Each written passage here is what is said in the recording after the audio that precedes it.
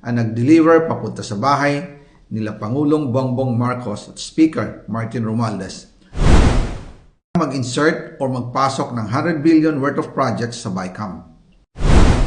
Sana po ay hindi nila ako mapatay bago ko mailabas ang lahat. Ginawa ko lang ang utos sa akin, pero ngayon, handa na akong harapin ang lahat.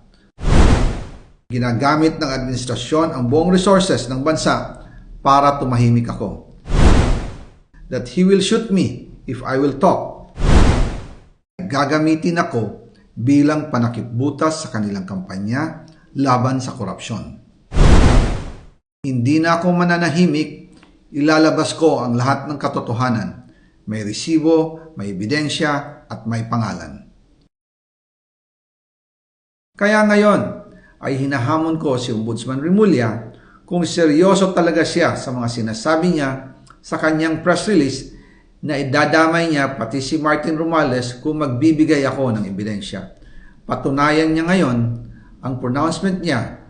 Imbestigahan niya ang fraternity Brad at ang kanyang kaibigan na si Speaker Martin Romualdez kung talagang tutupad siya sa tungkulin niya. Imbestigahan din niya si President Bongbong Marcos.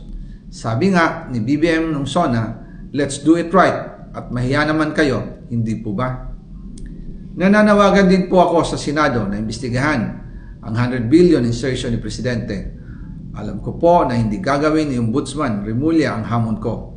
Pero magaling ang Senado sa investigasyon at ako ay naniniwala na dahil sa kanila, lalabas ang katotohanan. Yung pong listahan ng mga projects, ilalabas ko din kasama ng video na ito.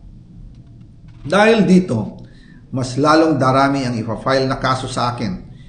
Ginagamit ng administrasyon ang buong resources ng bansa para tumahimik ako, para masira ang aking kredibilidad. Darami din ang banta sa buhay ko at ng aking pamilya. March 2025 pa lang, si Speaker ay nagpaparinig na sa akin sa aming meeting that he will shoot me if I will talk.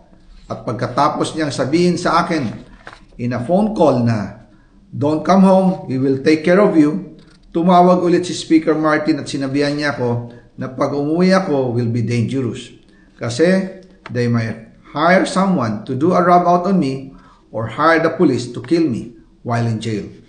Una pa lang ito sa mga gusto kong ibunyag. Marami pa akong dadalhin sa liwanag. Isa na dito ay yung kay Henry Alcantara, ang DPWH boys, ang sinasabi nilang halaga sa ICI ay 21 billion. Hindi po totoo yan. Ang totoong numero ay 56 billion pesos at yung pong halaga na yan ay kay Pangulong Bongbong Marcos at Martin Romualdez na punta lahat. Ilalabas ko po ang buong detalye sa darating na mga araw. Kaunting pasensya pa po. Sana po ay hindi nila ako mapatay bago ko mailabas ang lahat. Sa inyong lahat sa Pilipinas, lalong-lalo na sa aking pamilya, taos-puso akong humihingi ng paumanhin. Ginawa ko lang ang utos sa akin, pero ngayon, handa na akong harapin ang lahat. Uulitin ko po, yung pong pera, wala pong napunta sa akin. Dumaan lang po ang pera sa akin para i-deliver kay Speaker Martin Romualdez at Pangulong Marcos. Salamat sa inyong pag-unawa.